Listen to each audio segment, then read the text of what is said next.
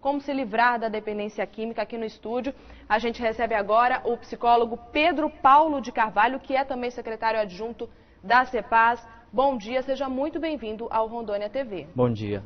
A gente pode considerar a dependência química como uma doença? Como que a psicologia vê isso? Sim, a dependência química ela é uma doença, né? E isso é o grande foco hoje do tratamento em todo o país. Porque antes a dependência química era visto assim como as pessoas são vagabundas, as pessoas não querem nada, né? Então a dependência química é uma doença, ela tem que ser vista como uma doença. E se é uma doença, tem tratamento. E é por isso que nós estamos criando aqui no estado de Rondônia essa Secretaria de Estado de Promoção da Paz, que tem o objetivo de acolher essas pessoas, de fazer com que elas procurem os serviços que são oferecidos para se recuperar da dependência química. A gente vai abrir agora o telefone para você de casa que tem alguma dúvida para o psicólogo Pedro Paulo de Carvalho sobre dependência química. De repente você tem alguém da família que passa por isso, sofre com esse problema, um amigo, ou até você mesmo. Pode ligar para a gente, 3217-7008. Pode ligar e deixar a sua pergunta aqui para o psicólogo lá do CREPAD. Essa questão da dependência química, esses números de dependentes no estado, vocês ainda estão fazendo esse levantamento? Já há alguma estimativa? Correto. Nós estamos, junto com a UNI, fazendo uma pesquisa de indicadores dos números de dependentes químicos no estado, mas o que nós podemos afirmar é que o estado de Rondônia tem 1,5 milhão de habitantes. Tem uma população carcerária que oscila em torno de 8.200 a 8.300 presos. E desses tem um número de 60% a 70% relacionado à dependência química. Então o problema da dependência química no estado de Rondônia é sério, é uma coisa muito preocupante. O governo do estado, com essa preocupação, vendo a questão de saúde pública, né, está fazendo um trabalho em todo o estado de prevenção, de acolhimento, de tratamento. Nós estamos lançando também um edital para compra de vagas nas comunidades terapêuticas. Nós mapeamos as comunidades terapêuticas do estado. O estado conta hoje com 42 comunidades terapêuticas. Essa comunidade terapêutica é um centro de internação. Correto. O CREPAD não é um centro de internação. O CREPAD tem a função de acolher as pessoas que nos procuram em relação à dependência química e fazer o encaminhamento. Nem sempre o dependente químico ele precisa ir para uma comunidade terapêutica.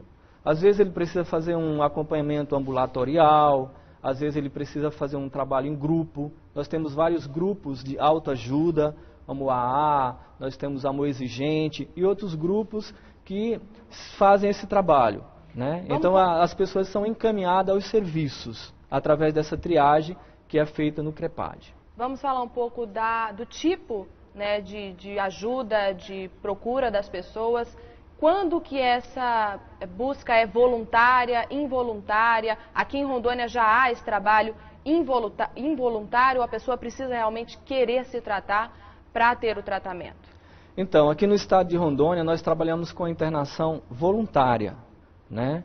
A internação voluntária que a gente tem observado na mídia em alguns estados como São Paulo, Rio, né? Lá realmente as pessoas estão sendo levadas, né, para centros de acolhimento e sendo oferecido tratamento. Aqui no estado nós trabalhamos com a internação voluntária. Salvo alguns casos que a família, atestando que a pessoa precisa de ajuda, procurando o Ministério Público, e o Ministério Público encaminhando para os serviços, e através dos serviços a gente encaminha para o CAPS, né? E se for atestado que essa pessoa precisa de um tratamento porque ela está colocando em risco a sua vida ou a vida de outras pessoas, a Justiça autoriza a internação involuntária. O nosso problema é que aqui no estado nós não temos comunidades terapêuticas preparadas para o tratamento involuntário. Nós temos que encaminhar esses pacientes para outros estados via TFD. O estado está se preparando para isso? Sim, nós estamos assim oferecendo os serviços, já é uma necessidade, nós estamos divulgando isso para empresários, para as pessoas que têm o desejo de montar aqui no estado uma comunidade terapêutica que venha tratar as internações involuntárias. A gente tem uma pergunta aqui da dona Francisca, lá do bairro Três Marias. Ela diz o seguinte: o filho dela, ele é dependente químico, mas ele usa drogas, é usuário de drogas, mas ele não aceita. Ele diz que não é viciado, que larga as drogas quando quiser. Isso ocorre muito? Sim, é frequente isso. Por isso que nós temos um grupo lá no CREPAD, né, os Anjos da Paz, que nós fazemos visita às famílias também.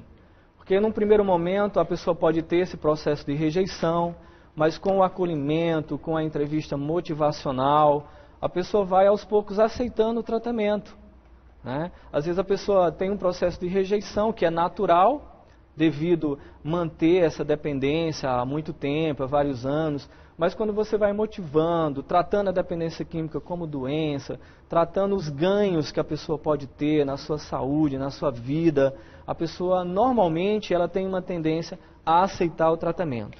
Quando que a família deve buscar a ajuda de um profissional para livrar alguém das drogas dentro da família? Em que momento? Não precisa esperar o estágio avançar, não é isso? Correto. O ideal é a prevenção, né? Quanto mais cedo, quando perceber mudanças comportamentais, a pessoa muda demais, muda o comportamento, fica agressivo, muda os horários, eu acredito que a gente tem que buscar sempre procurar a prevenção. A prevenção é o que vai fazer a diferença em todo tipo de tratamento. Então, quanto mais cedo as pessoas nos procurarem, as famílias nos procurarem, vai ser mais fácil para que a gente possa estar ajudando essa pessoa a criar novos hábitos, a buscar novas alternativas para os seus problemas. Vamos repetir aqui o telefone para agendamento de horários lá no CREPAD, 3218-2963, 3218-2963. Qual que é o horário de funcionamento desse centro? Lá funciona das 7h30 ao meio-dia e lá no CREPAD a gente está com horário corrido, né? A gente está funcionando o dia inteiro até às 17h30. E como que é esse primeiro contato da pessoa lá? Quando ela chega ao CREPAD, o que acontece? Então, ela é acolhida, né? Nós temos toda uma equipe lá que faz o acolhimento dessa pessoa, é feita uma triagem e feita uma avaliação. Cada caso tem que ser avaliado com calma. Como eu falei, nem todos os casos precisam de internação em comunidade terapêutica. Às vezes é um grupo de autoajuda, nós encaminhamos essas pessoas para a rede. Às vezes ela precisa de um encaminhamento ambulatorial, nós encaminhamos ao CAPS, né, o CAPS AD aqui em Porto Velho. Nos municípios também tem o CAPS-I. Onde não tem CAPS, a referência são as unidades básicas de saúde, né? A ideia que todos nós temos e levamos para as pessoas é que a dependência química ela tem que ser tratada por se tratar de uma doença. Nós temos aqui duas perguntas. A dona Maria, ela tem um filho que está internado há 5 meses em tratamento. Ela quer saber como vai ser depois. Depois dessa internação, ele vai precisar de um acompanhamento? Correto. Lá no centro, nós fazemos um acompanhamento no antes, durante e no depois, né? Um dos eixos da nossa secretaria é a reinserção social. Então, após o tratamento, a gente está acompanhando eles junto à comunidade terapêutica, vendo a evolução, vendo as manifestações comportamentais que ele apresenta, oferecendo cursos, né? Estamos fazendo convênios com o Sistema S, com o SEBRAE, com o SESI, com o SENAI, dando uma qualificação profissional para essas pessoas. Nós acompanhamos elas durante e depois do tratamento, no sentido de reinserir elas na sociedade com dignidade. Rapidamente, aqui a pergunta é da Ana Vitória, lá do Marechal Rondon. Se o pai usa droga, qual que é a probabilidade do filho também vir a ser usuário? Ela tem essa dúvida. Correto. Olha, o exemplo, a gente sabe que o meio, ele é um fator muito determinante para desenvolver algumas patologias, mas não necessariamente. Mas nós sabemos que o meio é uma coisa muito propícia a isso. Essa família é uma família vulnerável, devido a ter essa problemática do pai, tem uma questão de vulnerabilidade social que deve ser acompanhado pelos meios competentes, pelo CRAS, pelo CREAS, pelas pessoas que trabalham com essa política de vulnerabilidade social. Muito obrigada pela sua participação, o psicólogo Pedro Paulo lá do CREPAD. A gente agradece todo mundo que está ligando com perguntas, mas infelizmente não temos mais tempo hoje. Em outra oportunidade a gente responde. Obrigada. Joia, eu que agradeço a oportunidade e nos colocamos à disposição.